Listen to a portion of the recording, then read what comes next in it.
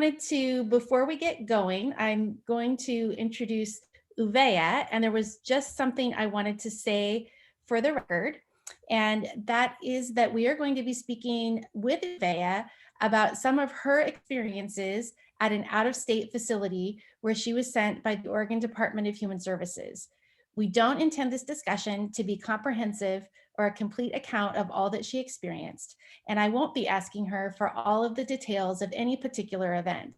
Our purpose today is to provide my colleagues with a thumbnail sketch to illustrate what children can go through at out-of-state facilities and what too many youth placed either publicly or privately experience within this industry.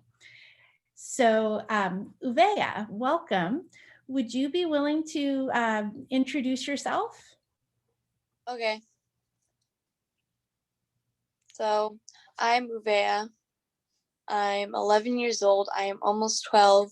And the past 5 or so years since I was 6, I've been in foster care and treatment facilities. I spent my 7th birthday in a facility, Safe Center. That was my first facility. And now I am in a foster home in Junction City with my foster parents. And let me just say, this is the best foster home, and it is better than all of the foster homes and facilities that I've ever been in. And I feel like this place really can help me when I really need it. What do you like best about it? I like the accessibility of coping skills and help when I need it that I couldn't find in other facilities. That's very good. So we are, as you and I talked about, we're talking about a lot of things this week that relate to facilities and what happens when kids go to facilities. Can you just talk a little bit about what your experience was and maybe where you went and what you would want people to know about your story? Can I tell my story? You can tell your story and you can talk about whatever you like, and you shouldn't talk about anything that you don't want to talk about. You are totally in control. Okay. I'm not exactly going to say what I did to have the staff provoked to do what she did to me and my best friend, because I still feel guilty about it. Though looking back on it, seems like a small thing compared to what happened. But I did do something that provoked her. My friends were daring me to do it, so I did do it. I do admit, and I feel bad about it. Then what I did after, she said, if you do it, I'm going to, well, she didn't exactly say it. She said, don't you dare do it. And my friends were curious, so I did it. I'm not exactly going to say what. After I did it, she grabbed my best friend by the hair and threw it to the ground. And keep in mind, this ground is linoleum. She threw it to the ground, and then I tried helping her, and she grabbed me by my shirt, which was a t-shirt, and it pulled me so hard that it left a 4-inch bruise across my arm, threw me to the ground, and put my head between her legs. How long was your head between her legs?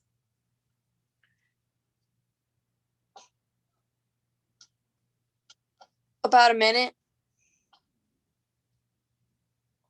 until I finally Did got you out. feel safe?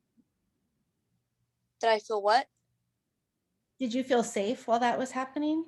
No, I felt very uncomfortable, especially because she was harming my best friend. And Uvea, how old were you when that happened? I'm pretty sure I was about 8 or 9. Mm-hmm. I'm really sorry that happened to you. Yeah.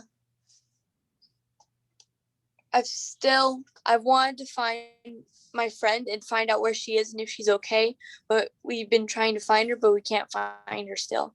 So we're going to continue trying to find her. Do you mind if I share her name? And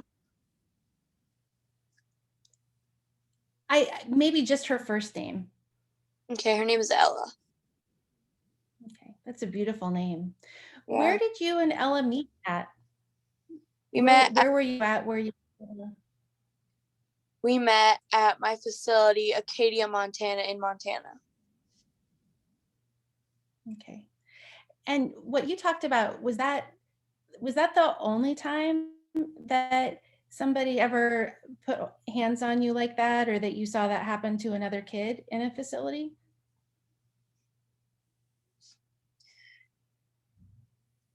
Well, I've seen many kids be put in different holds, but may I discuss a time where something similar to that happened?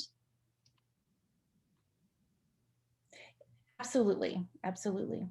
So I can't remember the staff's name, but she was sitting on the floor with both her legs faced out and my hands behind my back sitting on the floor. She pulled me back and I ended up sitting kind of on her lap. And then can I say 2 words that she called me? They're not exactly words, but they made me feel very uncomfortable. She The said, words made you feel very uncomfortable? yeah, can I say them? When I Mm-hmm. actually slept, she called me a pervert and a prostitute. And that was at the same facility. So you were about 9 or maybe just turned 10, right? Yeah, around that age. And were you allowed to tell your mom what was worrying you? Not in private. So I just waited until I could see her in person to tell her. Cause I feel like I'd be retaliated against. And excuse me if I get all these facts mixed up. It was such a long time ago. It was a long time ago, wasn't it?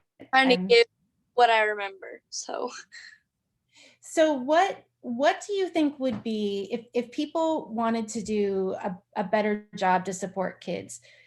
Since you've been to a lot of facilities, what do you think people that make the rules for facilities should know to make them better for kids? Well, when, like I've said, when someone puts someone in a hold, it will make some. What I experience is they'll put you in a hold when they think you are physically unsafe or deemed to hurt others. But what helps me in those situations, what I just need, but they don't think I am safe enough to do, it just give me a hug. Because whenever I get a hug, I get put in this own little world where all the negative things or thoughts I feel about myself or others or just all bad things just melt away. And I'm in my own little world when I'm in this big hug, and then I feel much better afterwards. So before putting them to hold, ask if they want a hug, because they may not have the skills like I didn't to exactly portray that they need a hug or need some physical touch in a positive way. That's a really smart idea.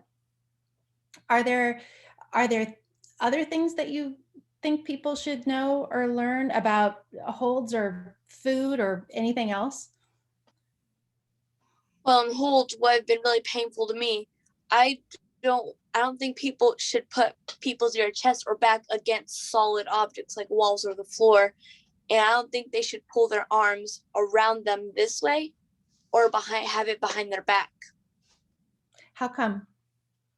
Because you pull it this way, it strained my chest and it made it really hard for me to breathe. And it felt like my arms were about to come out of a socket. And when it was pulled this way, they were pulling it so hard it was squeezing my chest. And also making it feel like my arms would come out of sockets. Did that happen to you more than one time? Yeah, they did it pretty frequently with all the kids. That was the thing that they were first to do if a kid was being physically unsafe, like yelling or screaming or trying to throw things or break things. So that's what they were deemed to do when the kids started possessing or projecting those behaviors.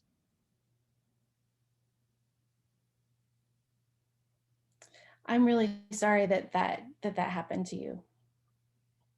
Yeah, but all I want is for it never to happen again or try not to ever happen to any other kid ever again. So I first learned about you a couple of years ago, and you and I have gotten to talk a couple times, and you're one of the most amazing people that I've ever met. You are brave and you have made a lot of things happen. And one of the things that I've wondered is you're here on a video and using your name. Why is it important to you to tell your story and use your own name? What are you hoping to accomplish with that? So I want to use my full name and put all my story out there so people can know who I am and know what happened to me and know that's not okay and it's not right. And it shouldn't happen to any kid or even any adult for that matter. That's that's really powerful. And you have made a big difference already for a lot of kids because you talked to your attorney and you told your attorney what was happening in the facility and you gave her permission to talk about that at a hearing a couple of years ago. Yeah, And then you came back and a lot of other kids came back. yeah. I heard that 88 kids went back home. Yeah. And I tell you my dream for kids. Yeah. What is your dream for kids? What I wanted ever since this incident is in Oregon to have a facility right exactly in the middle of Oregon. So everybody, only people who live in Oregon can send their kids to this facility. And it won't be a negative facility and there won't be incidents that happen to me. It'll be very positive and there'll be the animals and like horses to help kids with mental disabilities recover. And I will accept only people from Oregon so they won't have to go out of state. And there will be other activities, and there could be kids who are mentally disabled, who have emotional issues, kind of like I did, and people who are disabled, like if they are blind or they were born without legs or arms or something like that. Because I favor people who have persevered and survived their life with not a lot of resources, things to help them get by life. That's a pretty good dream.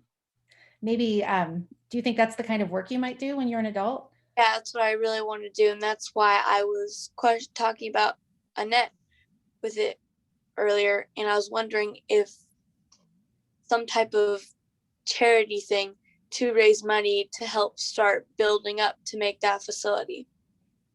Or I can publicly speak to children who are in facilities or foster homes and tell them my stories so I can give them a little more faith and courage, help if they're in bad positions.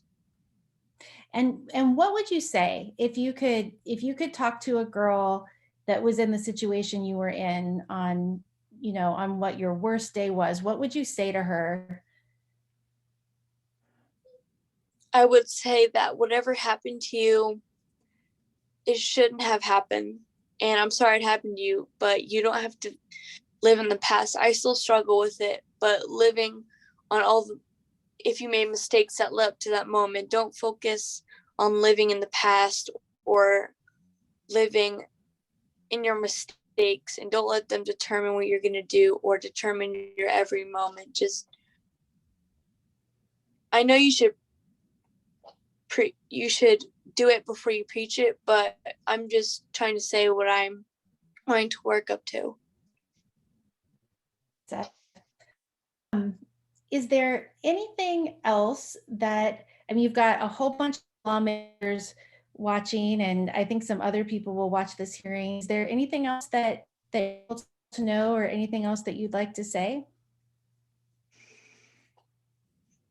No. Very good. Well, Uvea, thank you for taking time to talk. And if you ever have anything else, you can let us know or write letters. But I just want you to know what a big difference you've already made. And as someone that isn't even 12 yet, that's a lot. And I hope you feel really proud of everything you've done so far. Yes, I'm very proud. And I was excited for the interview today, and it's made a big difference in my life, and I hope makes a big difference in other kids' lives who are in my position. Well, you definitely will. And you're going to school on the 19th, which is exciting. And you have a birthday coming up, right? April 4th. That's pretty soon. That's pretty soon. Well, have a very happy birthday. And I'm going to stop the recording and then we can finish up. So don't hang up while I stop the recording, okay? Okay, thank All you. right.